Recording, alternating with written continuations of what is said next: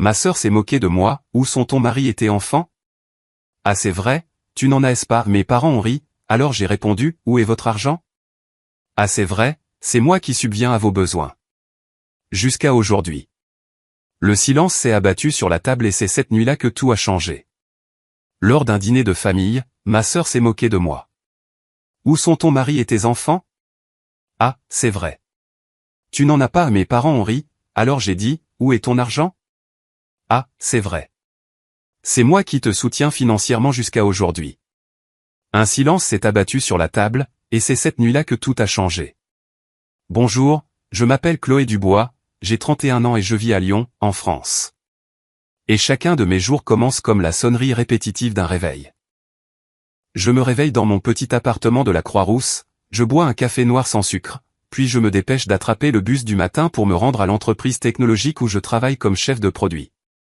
Je ne prétends pas vivre une vie parfaite, mais je suis fier d'avoir construit un parcours stable par mes propres moyens. Je vis en dessous de mes moyens, je m'offre rarement des articles de luxe et je ne dépense jamais de manière imprudente. Même l'appartement que je loue est modeste, juste assez pour que je puisse l'appeler mon foyer. La raison est simple. La majeure partie de mon salaire ne reste jamais longtemps sur mon compte. Il file rapidement vers ma famille, ce trou noir auquel je suis devenu si habitué que je ne le remets plus en question. Ma mère, Evelyne, une infirmière à la retraite après une opération cardiaque précoce, a encore besoin de médicaments, de bilans de santé et des coûts constants qui les accompagnent. Et c'est toujours moi qui paie. Mon père, Robert, a travaillé comme consultant, mais les contrats allaient et venaient, et pendant les mois difficiles, j'étais la fille qui virait de l'argent pour maintenir le pavillon de banlieue de Caluire et Cuire hors de l'œil vigilant de la banque.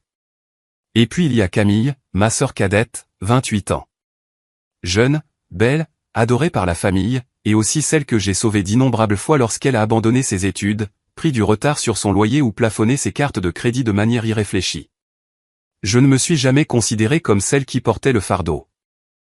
Mais avec le recul, chaque difficulté et chaque virement ressemble à un CV silencieux énonçant clairement mon rôle dans la famille. Le filet de sécurité. Je ne suis pas riche, juste assez à l'aise si je n'avais pas à partager ce fardeau.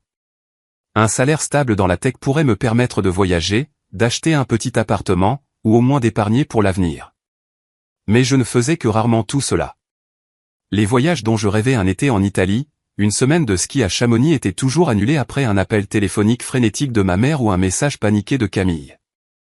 Je n'arrêtais pas de me dire que c'était ce qu'une fille, ce qu'une sœur devait faire. Je me sacrifiais en silence, rangeant mes propres désirs dans un tiroir verrouillé et continuant d'envoyer de l'argent. C'est pourquoi, ce dimanche soir-là, j'ai quand même conduit près d'1 heure de Lyon jusqu'à l'ancienne maison de Caluire et Cuire. Le dîner de famille, une tradition que ma mère maintenait depuis des années, n'avait généralement rien de spécial. Poulet rôti, purée de pommes de terre, parfois une soupe dont elle était fière. Quand je suis entré, la maison avait l'air comme d'habitude. La lueur chaude des lumières jaunes, l'odeur familière de café dans l'air, et le murmure lent d'un match de football à la télévision du salon. Pourtant, sous cette convivialité, je pouvais sentir une autre couche, fine mais tendue, comme une corde de violon trop tendue, attendant le plus léger contact pour se briser. Camille était assise à table, ses cheveux blonds attachés haut, ses yeux brillants d'assurance, tandis que mes parents murmuraient doucement entre eux. J'ai posé mon manteau sur la chaise et j'ai souri, bien que ce sourire me semblât forcé. Au fil des ans, j'avais commencé à remarquer une division indéniable. Moi, la fille qui se sacrifiait en silence, et Camille, la fille qui était choyée et louée, comme si toute la lumière de la famille ne brillait que dans sa direction. Je me disais que je n'étais pas jalouse, ou du moins j'essayais. Mais au fond de moi, la fissure s'élargissait de jour en jour. En m'asseyant, j'ai écouté ma mère parler de sa semaine, de la façon dont Camille avait été invitée à un événement de mode au centre-ville de Lyon, de la façon dont mon père essayait toujours de s'en sortir avec ses emplois de consultant occasionnel. J'acquiesçais, ajoutant quelques mots polis, mais dans mon esprit, chaque facture, chaque virement, chaque euro de mes économies balayait comme le vent défilait devant moi, me hantant comme des fantômes familiers. Ce dîner, extérieurement chaleureux et ordinaire, portait en lui un poids si suffocant que j'avais du mal à respirer. Camille faisait tournoyer le verre de vin dans sa main, la lumière chaude de la salle à manger captant ses yeux et les faisant scintiller d'un air espiègle. Je venais de porter une cuillère de soupe à mes lèvres quand elle a penché la tête, sa bouche se retroussant en ce demi-sourire familier qui m'irritait depuis notre enfance. Alors, sœurette, a-t-elle lancé d'un ton traînant, feignant une sorte de sollicitude douce. Où est ton mari? Où sont tes enfants? Ah, c'est vrai. Tu n'en as pas. Elle a laissé échapper un petit rire, puis a siroté son vin avec désinvolture comme si elle venait de raconter une blague brillante. Ma mère s'est immédiatement jointe à elle avec un rire léger, assez fort pour que j'entende le mépris qui s'y cachait. Mon père a émis un petit grognement, ses yeux brillants d'approbation, tandis que Camille se penchait en arrière sur sa chaise comme si elle venait de marquer un point dans un jeu qui n'intéressait qu'elle. Je suis resté assise là, la cuillère toujours en suspens, forçant mon visage à rester impassible. En ce bref instant, les souvenirs ont déferlé sur moi comme une tempête. Toutes les fois où j'avais mis de côté mes propres besoins pour régler les crises de ma famille. Je me suis souvenu de la nuit d'hiver où ma mère a été transportée d'urgence à l'hôpital avec des douleurs thoraciques. Comment j'ai manqué la réunion la plus importante de ma carrière juste pour signer des papiers d'assurance et verser la compte chirurgicale. Je me suis souvenu quand mon père a pris du retard sur le prêt immobilier et que j'ai vidé les économies que j'avais mises de côté pour l'appartement de mes rêves, alors que j'étais moi-même entassé dans une minuscule location à Lyon avec un loyer qui augmentait chaque année. Je me suis souvenu quand Camille m'a appelé en sanglotant après avoir été expulsé de son appartement du centre-ville, comment j'ai remboursé toutes ses dettes et lui ai trouvé un nouveau logement. Chaque fois, je l'avais fait en silence, sans me plaindre, me disant que c'était le devoir d'une fille, la responsabilité d'une sœur aînée. Et maintenant, qu'est-ce que je recevais en retour? Une remarque moqueuse exposée devant toute la famille, transformant ma vie en la chute de leurs blagues. Quelque chose en moi s'est brisé. Ce n'était pas une explosion de rage, mais un silence dense et glacial, comme du verre se fissurant en minuscules fractures sur le point de voler en éclats. J'ai pris une profonde inspiration, j'ai reposé ma cuillère sur l'assiette et j'ai levé mon regard directement vers Camille. Elle était toujours assise là, suffisante, les yeux brillants de l'assurance de quelqu'un qui croyait venir de gagner. Lentement, j'ai parlé, ma voix si calme qu'elle m'a surprise moi-même. Je n'ai peut-être pas de mari ou d'enfant, mais où est ton argent? Ah, c'est vrai. C'est encore moi qui te soutiens jusqu'à aujourd'hui. La pièce est tombée dans le silence, comme si quelqu'un avait appuyé sur un interrupteur et coupé le son. Le sourire de Camille s'est figé, ses yeux brillants de confusion avant de se durcir rapidement de colère. Ma mère a posé sa fourchette, le cliquetis du métal contre la porcelaine tranchant l'air tendu. Mon père a plissé les yeux, se penchant en avant comme s'il n'était pas sûr d'avoir bien entendu. Je sentais chaque paire d'yeux fixés sur moi. Mais au lieu de baisser la tête comme je l'avais toujours fait, j'ai soutenu leur regard, stable et sans ciller. À ce moment-là, j'ai pensé à toutes les années que j'avais vécues comme une ombre dans cette famille. J'étais la bonne enfant, la studieuse, celle qui a commencé à travailler tôt, la fille qui ne causait jamais de problème. J'avais pris l'habitude d'être ignoré pendant que la famille s'extasiait sur les soi-disant accomplissements de Camille, d'un défilé de mode au lycée à un emploi à temps partiel qu'elle a quitté après seulement quelques semaines. J'avais pris l'habitude du regard comparateur de ma mère. Les filles des autres sont mariées avec des enfants, et toi? J'avais pris l'habitude du ton de mon père. Tu es peut-être doué pour gagner de l'argent, mais ne crois pas que tu vaux mieux que quiconque. Tous ces mots, je les ai avalés, les transformant en carburant pour travailler plus dur, pour envoyer plus d'argent à la maison, m'accrochant à l'espoir qu'un jour je serai reconnu. Mais ce jour n'est jamais venu. Et maintenant, avec Camille tournant ouvertement ma vie de célibataire en dérision avec la complicité de mes parents, je savais que j'avais atteint ma limite. Camille a forcé un rire, essayant de retrouver son air de supériorité. Oh, allez, sœurette. Pourquoi si sérieuse? Je plaisantais juste. Ma mère a rapidement ajouté, tu sais comment est ta sœur, Chloé. Elle taquine juste pour s'amuser. Ne le prends pas à cœur. Mon père s'est raclé la gorge et a parlé de son ton autoritaire habituel. C'est vrai. Tu prends ça trop au sérieux. Elle est encore jeune. Tu ne peux pas t'attendre à ce qu'elle soit responsable comme toi. Chaque mot tombait lourdement, résonnant dans ma tête comme des clous martelés dans un cercueil. Tu ne peux pas t'attendre à ce qu'elle soit responsable comme toi. C'était la phrase qu'il m'avait estampillée pendant des années. C'était moi qui devais porter le fardeau, qui devais me sacrifier, qui devait grandir pour toute la famille, tandis que Camille avait le droit d'échouer, de dériver nonchalamment, de se moquer de la personne même qui la maintenait à flot. Il y a 7 ans, Camille a décidé de quitter son université à Montpellier après seulement 1 an et demi. Elle m'a appelé un après-midi pluvieux, la voix tremblante, disant qu'elle n'avait plus d'argent pour les frais de scolarité ou le logement, qu'elle avait manqué la date limite de paiement et que l'école retenait son dossier. Je me souviens être assise dans mon petit appartement de Lyon, fixant le solde de mon compte en banque, la poitrine serrée. Cet argent, c'était ce que j'avais économisé pendant 2 ans, en espérant acheter ma toute première voiture.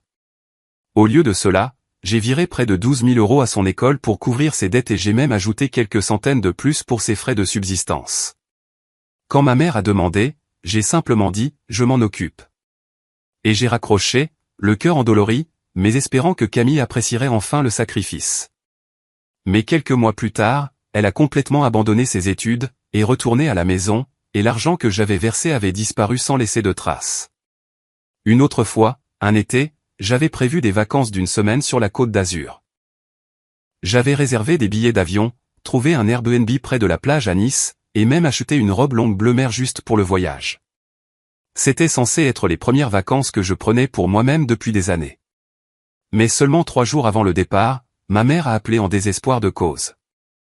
La vieille voiture qu'elle utilisait pour se rendre à son travail à temps partiel était tombée en panne gravement, les réparations coûtant près de 4 000 €. J'ai regardé la valise déjà faite, les emails de confirmation pour les vols et le logement, et j'ai lentement tout supprimé. Les billets d'avion comportaient des frais d'annulation, l'Airbnb n'était pas remboursable. J'ai viré l'argent à ma mère, puis je suis retourné au bureau comme si je n'avais jamais prévu de partir. Quand mes collègues m'ont demandé pourquoi je ne prenais pas mon voyage, j'ai forcé un mince sourire. Changement de plan.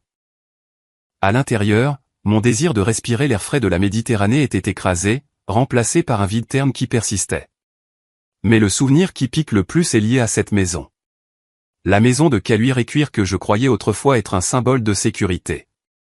Mon père avait décroché un gros contrat de consultation, mais en quelques mois, le client s'est retiré et l'affaire s'est effondrée. La banque a envoyé des avertissements de retard de paiement du prêt, menaçant de saisie. Je me souviens de cette nuit où ma mère était assise en pleurant dans la cuisine, mon père silencieux, ne disant rien tandis que Camille s'enfermait dans sa chambre. J'ai ouvert discrètement mon ordinateur portable, me suis connecté à mon compte d'épargne où j'avais canalisé chaque bonus, chaque heure supplémentaire. J'ai viré plus de 15 000 € à mon père pour couvrir le prêt immobilier, sauvant la maison des griffes de la banque. Personne n'a demandé s'il me restait assez pour vivre. Personne n'a proposé de me rembourser. Ils ont simplement soupiré de soulagement et ont repris leur routine comme si mon sacrifice n'était rien de plus que ce qui était attendu. Quand j'ai tout additionné, j'avais dépensé des dizaines de milliers d'euros en 7 ans. Cet argent aurait pu être l'apport pour l'entreprise de mes rêves, l'acompte pour un appartement à Lyon, ou au moins les voyages qui m'auraient permis de vivre vraiment ma jeunesse. Au lieu de cela, je l'ai envoyé sans hésitation, me berçant de l'idée que c'était mon devoir. Et cette obéissance même m'avait transformé en une ligne d'approvisionnement sans fin, menant à ce moment à table, à écouter les moqueries de ma sœur et les rires approbateurs de mes parents. J'ai commencé à réaliser que le prix que j'avais payé n'était pas seulement financier. J'avais sacrifié ma jeunesse. Pendant que mes pères parcouraient le monde, se lançaient dans de nouvelles carrières, achetaient des maisons et fondaient des familles, je m'enterrais dans une boucle, travailler, envoyer de l'argent, éteindre les crises des autres. J'avais même sacrifié l'amour. À 28 ans, je suis sorti avec un homme bien nommé Daniel, un architecte. Il voulait construire un avenir avec moi, acheter une maison ensemble, avoir des enfants. Mais je l'ai repoussé parce que je savais que je ne pouvais pas m'engager dans une nouvelle vie alors que ma famille me tirait encore en arrière. Je craignais qu'un jour les appels tardifs et les demandes d'argent incessantes ne brisent mon propre bonheur. Alors j'ai laissé partir Daniel parce que j'étais trop occupé à maintenir la famille à flot. Oh, et ma carrière ? J'ai travaillé dur. J'étais capable. Mais je n'ai jamais osé sauter vers de plus grandes entreprises ou viser des promotions plus rapides parce que j'avais toujours besoin de stabilité pour m'assurer de pouvoir aider chaque fois que mes parents ou Camille en avaient besoin. J'ai choisi la voie sûre, celle avec moins de risques. Mais cela signifiait aussi perdre la chance de construire quelque chose d'extraordinaire. Chaque chose que je faisais, chaque choix que je prenais tournait autour de ma famille, pas de moi-même. Assise là, c'est devenu douloureusement clair. J'avais échangé ma jeunesse, mon amour et ma carrière contre quelque chose qui n'a jamais été reconnu, et la reconnaissance n'est jamais venue. Au lieu de cela, tout ce que j'ai reçu, c'était des moqueries. Ma main tremblait sur la table, non pas de colère explosive, mais d'un éveil amer. J'avais été exploité depuis bien trop longtemps, et c'est moi qui avais permis que cela se produise. Cette nuit-là, j'ai conduit de Caluire à Lyon en silence. L'autoroute A7 était aussi fréquentée que d'habitude, mais le grondement des camions, les lumières clignotantes, même les klaxons stridents semblaient me glisser dessus. À l'intérieur, les railleries et les rires de mes parents et de Camille se rejouaient sans fin, comme si quelqu'un passait en boucle un enregistrement cruel. Quand je suis arrivé dans mon petit appartement de la Croix-Rousse, je n'ai pas allumé les lumières. Je me suis assise dans le noir en écoutant le tic-tac de l'horloge murale avant d'ouvrir lentement mon ordinateur portable. L'écran s'est allumé et, dans cette lumière froide, je me suis connecté à mon compte en banque. Le chiffre qui est apparu m'a stupéfié. J'ai fait défiler. Chaque virement, chaque transaction s'alignant comme un acte d'accusation écrit. 750 € pour les frais de scolarité de Camille. 3200 € pour les réparations de la voiture de ma mère. 15 000 € pour couvrir le prêt immobilier de mon père. 1800 € pour rembourser la carte de crédit de Camille quand elle était menacée de poursuite. Et ainsi de suite, des dizaines de petits retraits et de sommes massives enchaînées. J'ai cliqué sur le filtre pour afficher les résumés annuels. Chaque année, j'avais perdu au moins 10 000 à 12 000 € pour ma famille. En 7 ans, le total s'élevait à plus de 80 000 €. Assez pour verser un acompte sur un appartement à Lyon. Assez pour acheter une voiture neuve. Assez pour m'inscrire au programme de MBA dont j'avais autrefois rêvé. Au lieu de cela, tout s'était dissous dans des urgences qui ne seraient jamais remboursées. Je suis resté immobile, ma main tremblant sur la souris de l'ordinateur. La douleur s'est infiltrée dans mon corps, une amertume suffocante pressant contre ma poitrine. J'avais sacrifié non seulement de l'argent, mais aussi ma jeunesse, mon amour et ma carrière. Tout cela pour servir de plan B à une famille qui consommait ces sacrifices comme s'ils leur étaient dus. La colère a monté, mais avec elle est venue une clarté froide. Je ne pouvais plus continuer comme ça. Je n'étais pas une banque, pas une bouée de sauvetage éternelle. J'étais un être humain et je méritais de vivre pour moi-même. Cette nuit-là, j'ai ouvert l'application de virement, celle que j'utilisais depuis des années pour envoyer de l'argent à mes parents, et j'ai lentement appuyé sur le bouton qui disait annuler le virement récurrent. Une si petite action, ne prenant que quelques secondes. Pourtant, j'ai eu l'impression d'avoir brisé des chaînes qui m'avaient lié pendant cette longue année. Je me suis assise en silence, regardant l'écran s'éteindre, et j'ai expiré un long souffle. Mon cœur portait de l'inquiétude, même de la peur de ce qui allait suivre, mais à côté de cela scintillait la faible lueur de la liberté qui commençait à peine à briller. 2 jours plus tard, le premier message est arrivé. Ma mère a écrit, « Chloé, le prêt immobilier est bientôt dû. As-tu déjà envoyé l'argent ?» Je l'ai lu mais je n'ai pas répondu. Quelques heures plus tard, mon père a appelé et a laissé un message vocal. « Chloé, qu'est-ce que tu fais ? Cette maison a besoin de toi. Ne nous laisse pas souffrir. » Sa voix était grave et tranchante, résonnant avec l'autorité de mon enfance. Et pour la première fois de ma vie, j'ai appuyé sur supprimer sans l'enregistrer. Camille a aussi envoyé un texto, son ton mi-réprobateur, mi-moqueur. Qu'est-ce qui ne va pas avec toi cette fois ? Arrête de faire ton drame. Maman et papa sont inquiets. Envoie juste l'argent. Tu en as, n'est-ce pas ? J'ai fixé l'écran. Mon cœur s'est glacé, puis j'ai tranquillement éteint mon téléphone.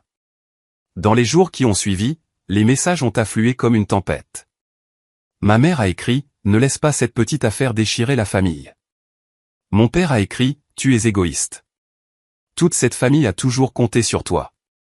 Tu as une responsabilité. » Camille a changé de tactique, passant de la réprimande à la supplication. « J'ai vraiment besoin de toi. Si tu n'aides pas, je vais être expulsé. Comment pourrais-tu laisser ça arriver ? » Je les ai tous lus, mais je n'ai pas répondu. À chaque silence, je sentais une autre couche d'armure se former autour de mon cœur, ma résolution se renforçant.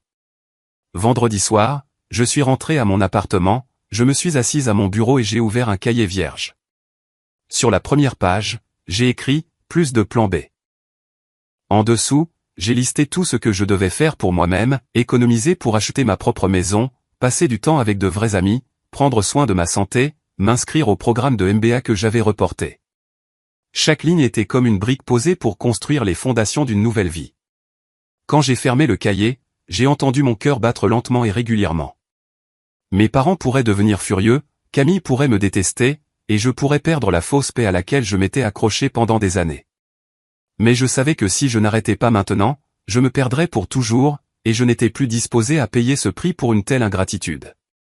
Une semaine après avoir arrêté d'envoyer de l'argent, mon téléphone n'arrêtait pas de sonner. Ma mère envoyait des messages mielleux, mon père laissait des messages vocaux lourds comme des coups de marteau, et Camille changeait de ton, tantôt grondant, tantôt suppliant. J'ai lu, j'ai écouté, mais je n'ai jamais répondu. Puis, à la fin de la semaine, ma mère a envoyé un court texto. Viens dîner à la maison ce dimanche. La famille doit parler. Ce n'était pas une invitation.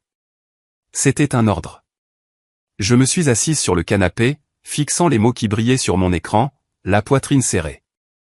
Une partie de moi voulait refuser, ne jamais retourner à l'endroit qui m'avait épuisé. Mais une autre partie me poussait à y aller, à y faire face une fois pour toutes, plutôt que de laisser le cycle se prolonger. Dimanche soir, j'ai repris la route pour Caluire et Cuire. Dès que j'ai franchi la porte en bois usé, j'ai senti la lourdeur dans l'air. La table était mise avec du poulet rôti et de la purée de pommes de terre, mais l'arôme autrefois réconfortant semblait maintenant acre et suffocant. Ma mère arrangeait les couverts, ses mouvements plus brusques que d'habitude, comme si même les assiettes devaient porter son irritation.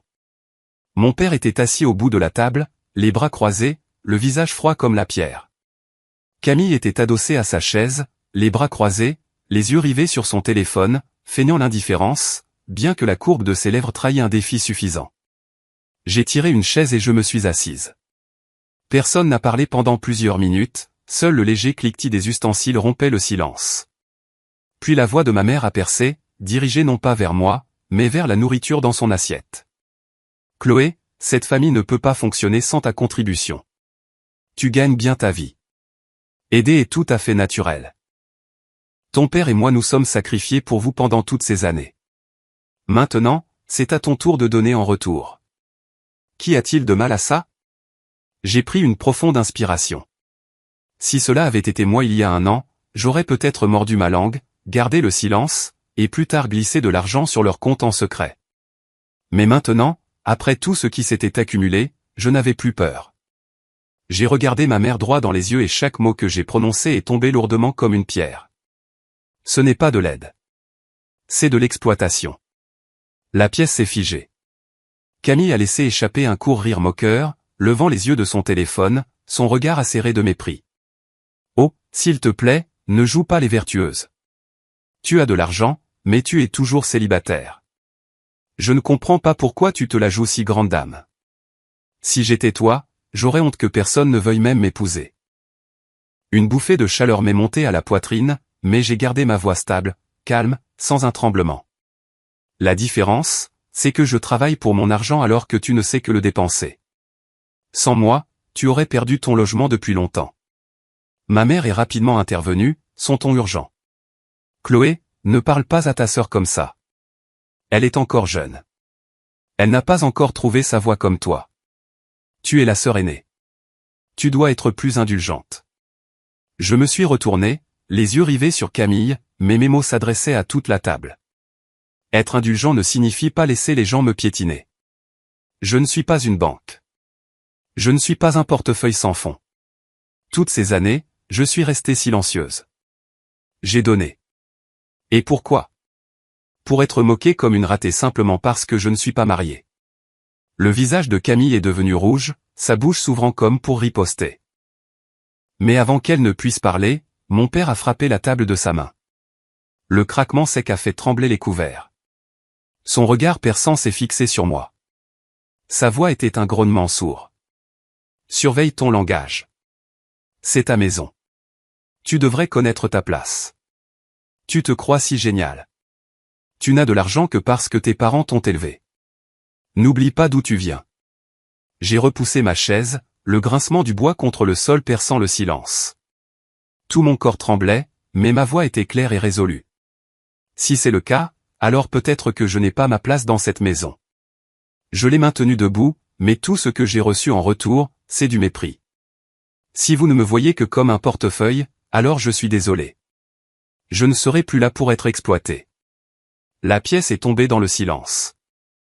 La bouche de ma mère était grande ouverte, ses yeux remplis de larmes, comme si elle ne pouvait pas croire que la fille autrefois obéissante osait se rebeller. Camille me fixait, ses lèvres s'entr'ouvrant et se refermant, incapable de trouver les mots. Le visage de mon père était rouge de rage, mais dans ses yeux, j'ai surpris une lueur fugace, un changement qui révélait que même lui savait que je n'étais plus la même Chloé. Je me suis éloigné de la table, j'ai attrapé mon manteau et je ne me suis pas retourné. Chaque pas était comme une libération, comme si je déchirais une chaîne invisible qui m'avait lié pendant 7 ans. Alors que la porte claquait derrière moi, j'ai entendu la voix de ma mère m'appeler. Chloé, reviens. Nous sommes une famille. Mais je ne me suis pas arrêté. Pour la première fois, j'ai laissé cet appel s'estomper derrière moi, de plus en plus doucement, jusqu'à ce qu'il ne reste que les battements de mon cœur, le rythme d'une liberté qui commençait tout juste à prendre forme. J'ai conduit toute la nuit pour rentrer à Lyon, la poitrine lourde mais légère. Je savais que j'avais rompu un lien crucial et que la route à venir ne serait pas facile. Mais je savais aussi une chose avec certitude. Je n'étais plus le plan B de ma famille. Je n'étais plus la bouée de sauvetage à laquelle ils pouvaient s'accrocher. Et à partir de ce moment, j'ai commencé à me réapproprier. Une semaine après cette confrontation, alors que j'essayais de maintenir une routine stable en ville, la véritable tempête a éclaté. C'était un vendredi après-midi quand j'ai reçu une grande enveloppe de la banque, livrée à mon appartement. Au début, j'ai pensé que c'était juste un autre relevé de compte de routine. Mais au moment où j'ai déchiré le sceau, mes mains sont devenues froides. À l'intérieur se trouvait une épaisse liasse de documents, son titre imprimé en gras, contrat de ligne de crédit sur valeur domiciliaire. J'ai rapidement feuilleté les pages, mon cœur battant la chamade. C'était là. Mon nom, Chloé Dubois, clairement indiqué à côté de mon numéro de sécurité sociale, de mon adresse et, le plus choquant de tout, d'une signature. Un gribouillage désordonné, clairement une tentative d'imiter la mienne, mais je l'ai reconnue instantanément. Ce n'était pas la mienne. Je suis resté figé près de la table comme si quelqu'un m'avait donné un coup de poing violent dans l'estomac. Ils avaient fait la seule chose que je craignais le plus, mais que je n'avais jamais vraiment cru qu'ils oseraient faire. Ils avaient utilisé mon identité pour emprunter de l'argent. Et pas une petite somme, près de 60 000 €, garantie directement par la maison de Caluire et Cuir. J'ai lu plus attentivement et j'ai vu la date de signature, juste 2 semaines plus tôt, quelques jours seulement après le dîner où j'avais déclaré que je ne fournirais plus d'aide. Le monde semblait s'effondrer autour de moi. Il ne s'agissait plus d'être manqué de respect, plus de mots cruels ou de rires moqueurs. C'était une trahison pure et simple. Je me souviens m'être affalé sur une chaise, la liasse me glissant des mains, les pages s'éparpillant sur le sol comme de la neige. Dans mon esprit, je voyais leur visage. Mon père avec son expression sévère et sa voix autoritaire. Ma mère avec ses yeux humides et son ton suppliant que je ne connaissais que trop bien. Camille avec son sourire moqueur. Ils avaient choisi de franchir la dernière ligne, traitant ma signature comme une simple formalité qu'ils pouvaient falsifier pour sauver la maison, cette même maison que j'avais sauvée de la banque à maintes reprises. J'ai ramassé les pages une par une, les mains tremblantes. Une partie de moi hurlait. Ce sont mes parents, ma famille. Comment ont-ils pu faire ça? Mais une autre partie, plus froide, répondait, parce qu'ils l'ont toujours fait. Parce que pendant des années, ils m'ont traité comme un portefeuille sans fond. Parce que quand j'ai finalement dit non, ils ont choisi d'enfreindre la loi plutôt que de se regarder en face. La douleur n'était pas seulement dans l'énorme dette qui pesait maintenant sur moi. Elle était dans l'éclatement de la confiance fragile à laquelle je m'accrochais encore. Cette nuit-là, je n'ai pas pu manger, pas pu dormir. Je me suis assise dans mon appartement sombre. La seule lumière, le lampadaire qui filtrait par la fenêtre. La liasse reposait carrément sur la table comme la preuve d'un crime. Je la prenais, la reposais, la reprenais, les questions bouillonnant en moi. Comment était-il allé à la banque? Qui avait falsifié ma signature? Le banquier était-il au courant? Et surtout, avait-il même pensé aux conséquences pour moi? Si ce prêt n'était pas remboursé, mon crédit serait ruiné, ma chance d'acheter une maison détruite, même ma carrière mise en péril. Le téléphone sur la table a vibré encore et encore. Un message de ma mère. Chloé, ça va? Ton père et moi venons de régler une petite chose pour la maison. Ne stresse pas, un message de mon père. La banque s'en est déjà occupée. Pas besoin que tu t'inquiètes. Nous avons fait ça pour garder la maison. J'ai fixé ces mots, la poitrine serrée. Pas une seule excuse, pas une seule reconnaissance qu'ils avaient usurpé mon identité, seulement des excuses lisses. Nous avons fait ça pour la famille. J'ai pris ma tête entre mes mains alors que les larmes coulaient, non seulement de colère, mais du vide qui se propageait dans ma poitrine. Famille. Le mot auquel j'avais autrefois fait confiance était maintenant devenu le couteau le plus profond. Je me suis souvenu de mon enfance, assise dans cette maison de caluire et cuir, entendant ma mère dire, la famille est l'endroit où tu peux toujours avoir une confiance totale. Et maintenant, cet endroit avait fait de moi une débitrice sur papier avec une signature falsifiée. À ce moment-là, je savais qu'il n'y avait pas de retour en arrière possible. Ce n'était plus une querelle entre parents, plus seulement quelques mots cruels qui me blessaient. C'était un vrai crime, une trahison qui ne pourrait jamais être justifiée. J'ai senti quelque chose se briser en moi, mais avec cela est venue une clarté froide. Je devais me sauver. J'ai soigneusement rassemblé les documents, les ai empilés proprement dans un dossier et les glissés dans le tiroir de mon bureau. Cette nuit-là, je n'ai pas dormi. Je suis juste resté assise à regarder les lumières clignotantes du bâtiment d'en face, vide à l'intérieur. Mon petit appartement, autrefois familier, me semblait maintenant étranger, comme si j'étais entré dans un nouveau monde. Un monde où la famille n'était plus un refuge mais un danger imminent. Je savais qu'à partir de ce moment, tout avait changé pour toujours. Quand l'horloge a sonné 3 heures du matin, j'ai chuchoté une seule phrase, la gravant dans mon cœur. Ils m'ont trahi et je n'oublierai jamais. Lundi matin, j'ai pris mon téléphone et j'ai composé le numéro de la hotline de la banque. Une voix de femme a répondu. BNP Paribas, comment puis-je vous aider aujourd'hui ? J'ai essayé de rester calme en expliquant que mon identité avait été utilisée pour signer un prêt sur valeur domiciliaire que je n'avais jamais autorisé. Ma voix tremblait, mais chaque mot était clair et ferme. À l'autre bout du fil, la représentante a écouté attentivement, m'interrompant occasionnellement avec des questions de vérification. Après avoir terminé, elle a fait une pause avant de dire « Vous devez contacter notre service d'enquête sur la fraude immédiatement, et je vous recommande fortement de consulter un avocat car cela implique une falsification et une usurpation d'identité. » C'est une affaire sérieuse. J'ai raccroché, les mains toujours tremblantes.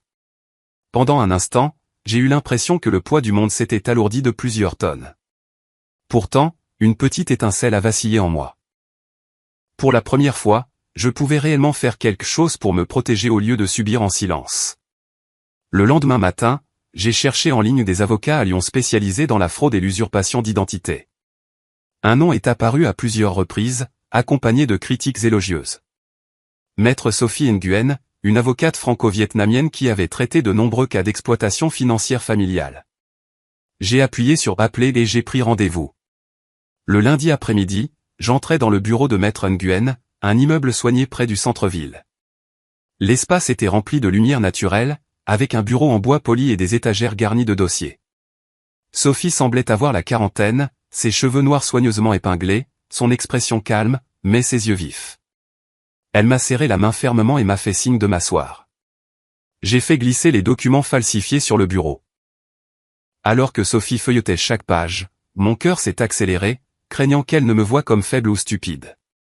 Mais quand elle a levé les yeux, sa voix était calme et posée. « Chloé, ce n'est pas seulement mal.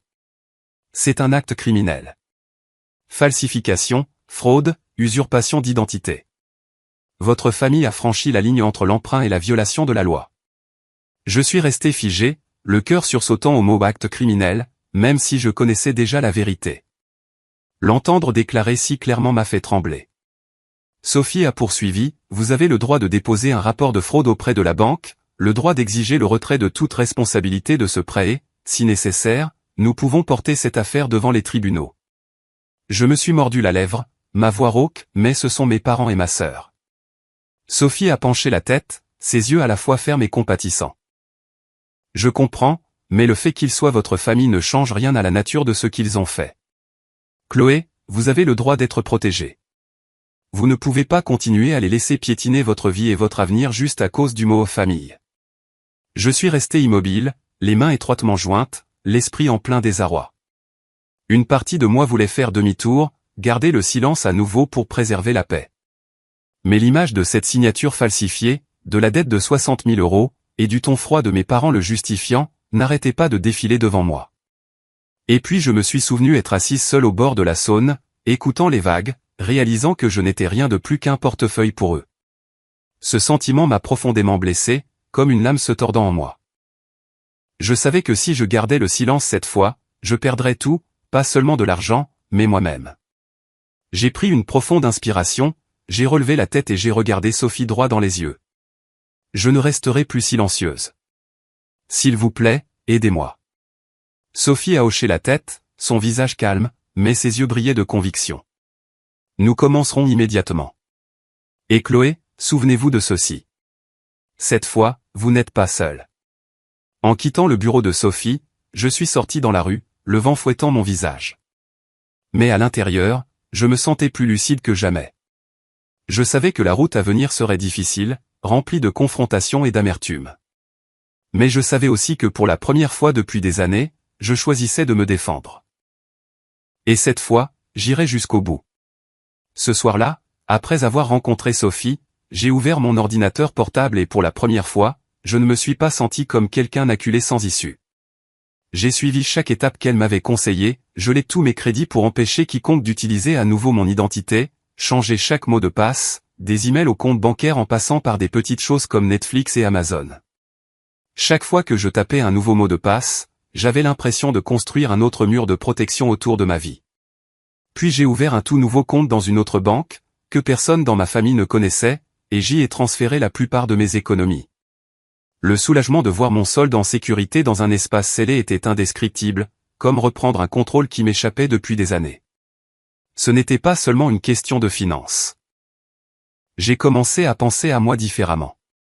Le lendemain matin, au lieu de rester au lit jusqu'à la dernière minute avant de me précipiter au bureau, je me suis inscrite à un cours de yoga près de mon appartement. Le premier jour, mon corps était raide, chaque étirement faisant perler la sueur sur ma peau. Mais quand je me suis allongé sur le tapis et que j'ai entendu l'instructrice murmurer « Laissez-vous aller », des larmes ont glissé sur mon visage.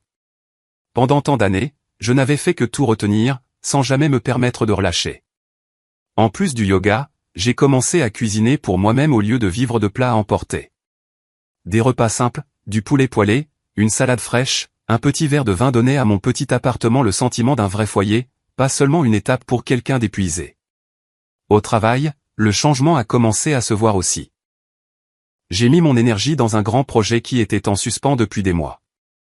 Je suis resté tard, je me suis concentré et, pour la première fois depuis des années, j'ai ressenti une véritable excitation dans ce que je faisais.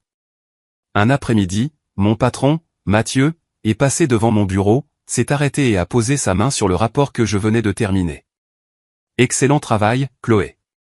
Je vois un vrai changement en toi. Ce bref compliment m'a réchauffé toute la journée. J'ai réalisé que lorsque je n'étais plus vidé par ma famille, je pouvais briller à ma manière. Pendant que je travaillais à reconstruire ma vie, Sophie n'a pas perdu de temps. 2 jours seulement après notre rencontre, elle a envoyé une lettre officielle à la banque pour demander une enquête sur la signature falsifiée. J'étais en copie de l'email, et quand j'ai vu les mots aux suspicions de falsification imprimés clairement en noir et blanc, j'ai laissé échapper un long soupir, mi-peur, mi-soulagement. Ce n'était plus seulement un cauchemar qui tournait dans ma tête. C'était devenu un cas réel, traité de manière professionnelle. En même temps, j'ai pris une nouvelle habitude, conserver toute trace de contact de ma famille. Les messages de ma mère, des plus doux, « Chérie, cette famille a besoin de toi », aux menaces voilées, « Sans toi, nous perdrons tout ». Les messages vocaux de mon père, sa voix lourde, parfois menaçante, parfois feignant la douceur. Les textos de Camille changeant de ton, tantôt cinglant, « Tu es si égoïste », tantôt suppliant, « Aide-moi juste cette dernière fois. Je promets que je changerai. » Je les ai tous sauvegardés, soigneusement organisés dans un dossier intitulé « Épreuve ». Chaque fois que je les relisais ou les réécoutais, la douleur brûlait, mais ma résolution aussi. Ils n'auraient plus jamais la chance de nier ce qu'ils avaient fait. Et pourtant, dans le silence de certaines nuits, mon cœur se serrait encore. Je me souvenais de dîners de famille remplis de rires sincères. Les étreintes chaleureuses de ma mère quand j'étais enfant. La façon dont mon père tenait autrefois le vélo stable pendant que j'apprenais à rouler. Mais alors, l'image de ces documents falsifiés revenait. Les appels désespérés sans fin résonnant dans mes oreilles, me rappelant que ces beaux souvenirs appartenaient au passé. La famille n'était plus un endroit sûr. La famille était devenue la chose même contre laquelle je devais me défendre. Chaque matin, j'adoptais une nouvelle sorte de calme.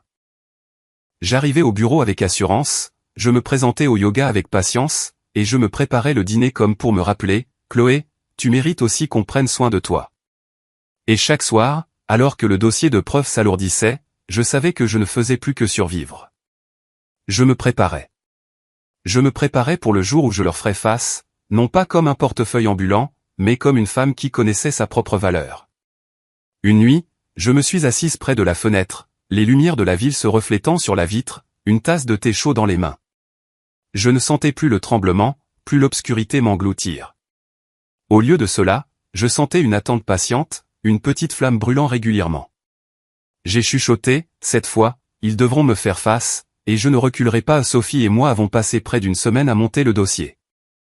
Elle m'a guidé pour rassembler chaque pièce de preuve, relevé bancaire, confirmation de virement, email, même les reçus aléatoires que j'avais fourrés dans des tiroirs au fil des ans.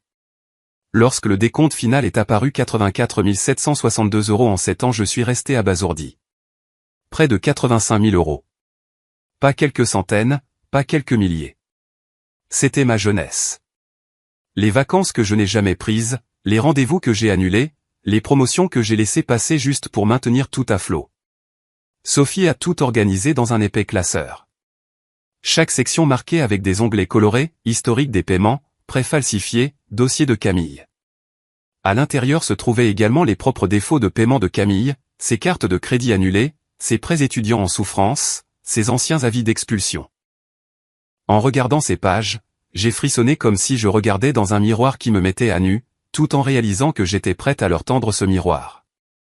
Dimanche, je suis retourné à Caluire et Cuire. La maison de mon enfance était toujours là, avec sa clôture blanche écaillée et son porche en bois qui craquait, mais pour moi, ce n'était plus un lieu de sécurité. Je suis entré, le classeur serré dans mes mains. L'air dans le salon était lourd. Ma mère s'affairait à remuer une pile de papier, évitant mon regard. Mon père était assis dans son fauteuil, le regard sombre. Camille était adossée au mur, les bras croisés, un demi-sourire jouant sur ses lèvres, défiante. J'ai posé le classeur sur la table en bois, le bruit sourd atterrissant comme un coup de marteau. Je vais être direct, ai-je commencé, ma voix si stable qu'elle m'a surprise moi-même. Voici le relevé complet de tout ce que j'ai payé pour cette famille au cours des 7 dernières années. Près de 85 000 €. Voici la preuve du prêt immobilier falsifié signé sous mon nom. Et voici les dossiers de dette de Camille. J'ai tourné chaque onglet, faisant glisser les pages vers eux. Ils étaient tous les trois assis en silence. Le front de mon père s'est plissé alors qu'il se préparait à parler, mais j'ai levé la main pour l'arrêter. Je ne suis plus la bouée de sauvetage de cette famille. À partir d'aujourd'hui, vous avez 30 jours pour retirer mon nom de tous les prêts, en particulier de la ligne de crédit sur valeur domiciliaire. Si ce n'est pas fait dans 30 jours, je porterai plainte pour falsification, fraude financière et exploitation. J'ai regardé chacun d'eux dans les yeux. Ma mère reculait, Camille pâlissait, mon père serrait la coudoir de sa chaise. Ce n'est pas une menace. C'est un ultimatum. Fin du 4e. La pièce était si silencieuse que je pouvais entendre le tic-tac de l'horloge. Finalement, ma mère a balbutié, « Chloé, tu ne peux pas faire ça. C'est ta maison. » J'ai laissé échapper un rire court et froid, plus dur que je ne m'en croyais capable. Non, c'est la maison que j'ai maintenue debout avec mon sang et ma sueur. Mais ce n'est plus ma maison parce que les gens qui y vivent ne m'ont jamais vu que comme un distributeur automatique. Mon père a frappé la table de sa main. C'est comme ça que tu parles à tes parents. Je me suis levé, j'ai repris le classeur dans mes bras et j'ai dit d'un ton égal, je parle de cette façon parce que c'est la vérité. 30 jours. Je ne me répéterai pas, je me suis retourné et j'ai marché vers la porte sans regarder en arrière. Le ciel tardif de Caluire était lourd et gris, mais à l'intérieur, je me sentais plus lucide que jamais. Plus de tremblement, plus de culpabilité. Seulement la sérénité froide de quelqu'un qui avait enfin déposé un fardeau porté depuis bien trop longtemps. J'ai repris la route pour Lyon, le vent s'engouffrant contre les vitres de la voiture comme s'il lavait chaque blessure. 2 semaines plus tard, Sophie a appelé. Sa voix était calme, mais je pouvais entendre une pointe de soulagement. La banque a terminé son enquête. La signature a été confirmée comme étant une falsification. Ils vont retirer toute responsabilité légale de votre part. Je suis resté figé pendant quelques secondes, les yeux me piquant. Des années à être ignoré, des années de sacrifices qui ne signifiaient rien. Et maintenant, enfin, la justice avait pris mon parti. Sophie a poursuivi, Chloé, vous êtes officiellement libérée de cette dette. À partir de maintenant, ils devront la porter eux-mêmes. J'ai regardé par la fenêtre de mon appartement, Lyon baigné d'une lueur dorée et chaude. À ce moment-là, j'ai eu l'impression qu'un chapitre s'était clos. Ma famille pourrait encore se noyer dans sa spirale de dettes et de mensonges, mais pas moi. J'avais choisi de me lever, de tracer la ligne, de me libérer de chaînes invisibles. Et surtout, je savais que je n'endosserais plus jamais le rôle de leur banque d'urgence. Non. Cette nuit-là, j'ai ouvert une bouteille de vin, je me suis assise sur mon balcon et j'ai respiré l'air vif d'octobre. Pour la première fois depuis des années, je me sentais vraiment libre. La nouvelle que la maison de Caluire et Cuire était à vendre ne m'est pas parvenue par un appel ou même un message de ma famille, mais par les registres immobiliers publics que Sophie m'avait conseillé de surveiller. L'image de la maison est apparue sur le site web de l'agent immobilier, le toit usé, les marches en bois familières, mais cette fois estampillées des mots en gras et en rouge à vendre. Une étrange vague m'a envahi, un mélange de tristesse et d'inévitabilité, comme si j'avais toujours su que cette fin arriverait. Mes parents ne pouvaient pas refinancer. Après la confirmation de la signature falsifiée, la banque était restée ferme. Et maintenant, la dette les forçait à vendre ce que je croyais autrefois être un lieu où je pourrais toujours retourner. Camille ne m'a appelé qu'une seule fois, la voix brisée. Tu as vraiment laissé les choses en arriver là? La maison est partie. Je ne sais pas où aller. Je suis resté assise en silence, écoutant ses sanglots à l'autre bout du fil. Autrefois, je me serais précipité à ses côtés, lui aurais tendu ma carte bancaire et aurais porté le fardeau moi-même. Mais cette fois, j'ai seulement dit doucement, Camille, tu dois apprendre à te débrouiller seule. Je ne peux pas continuer à le faire pour toi. Puis j'ai raccroché, la poitrine endolorie, mais plus légère en même temps. Une semaine plus tard, ma mère a envoyé un message. Dîner du dimanche. Un dernier repas dans la maison. Peux-tu venir? J'ai hésité, puis j'ai accepté. Non pas parce que je me sentais responsable, mais parce que j'avais besoin de voir le chapitre se clore de mes propres yeux. Ce soir-là, j'ai conduit à Caluire pour la dernière fois. La maison semblait vide, dépouillée de sa vie. Des couloirs empilés de boîtes en carton, le salon vide de meubles, seulement quelques rideaux délavés qui pendaient encore. L'air était si lourd que je pouvais entendre chaque cliquetis de cuillère contre l'assiette. Mon père était assis en silence, ses cheveux plus gris, ses yeux ternes comme si le feu s'était éteint. Ma mère a servi un repas simple, rien d'élaboré. Camille n'a rien dit, les yeux cernés de rouge. Pendant tout le dîner, presque personne n'a parlé. Ce n'est qu'après que la vaisselle a été débarrassée que j'ai finalement rompu le silence, ma voix stable sans aucune trace de tremblement. Je ne coupe pas les ponts. Je suis toujours votre fille, toujours la sœur de Camille. Mais je ne suis plus la bouée de sauvetage. À partir de maintenant, si quelqu'un tombe, il devra apprendre à se relever seul. Mes mots ont résonné dans la pièce, les laissant tous les trois stupéfaits. Personne n'a argumenté, personne n'a plaidé. Seul le silence est resté. Je me suis levé de ma chaise et j'ai marché dans le couloir, mes yeux passant sur les boîtes étiquetées. Cuisine, chambre, livres.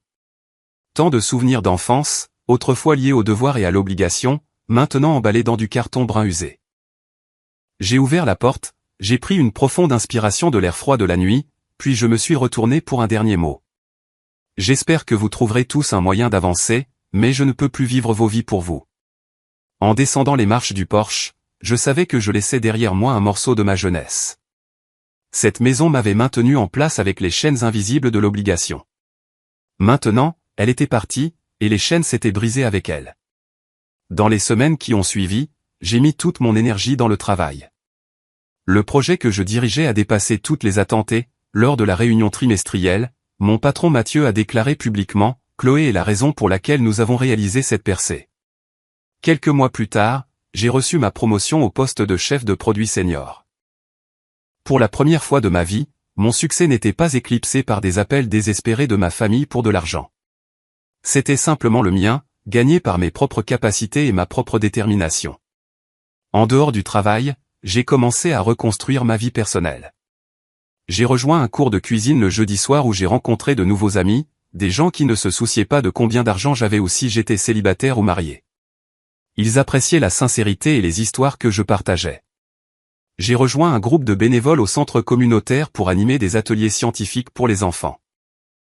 Chaque fois que je voyais leurs visages avides tenant les petits robots qu'ils avaient construits de leurs propres mains, je sentais le vrai sens du don, non pas par l'argent qu'on m'extorquait, mais par le temps et le cœur.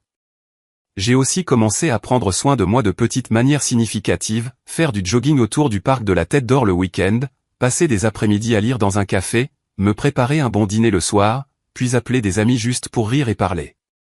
Je n'étais plus hanté par le flot de messages désespérés de ma famille. Mon téléphone était silencieux maintenant, et ce silence était la plus belle musique que j'ai jamais connue. Un soir de décembre, je me tenais sur le balcon de mon appartement, Lyon brillant sous moi, les lumières de la ville scintillant sur l'eau comme d'innombrables étoiles. J'ai pris une gorgée de vin, j'ai respiré l'air vif et j'ai souri doucement. Pas le sourire d'une vainqueur, mais le sourire de quelqu'un qui s'était enfin retrouvé.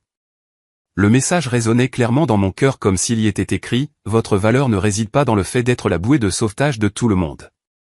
Elle réside dans le fait de rester forte par vous-même et de ne garder près de vous que ceux qui vous chérissent vraiment. » Et je savais qu'à partir de ce moment, ce serait la boussole qui guiderait ma vie.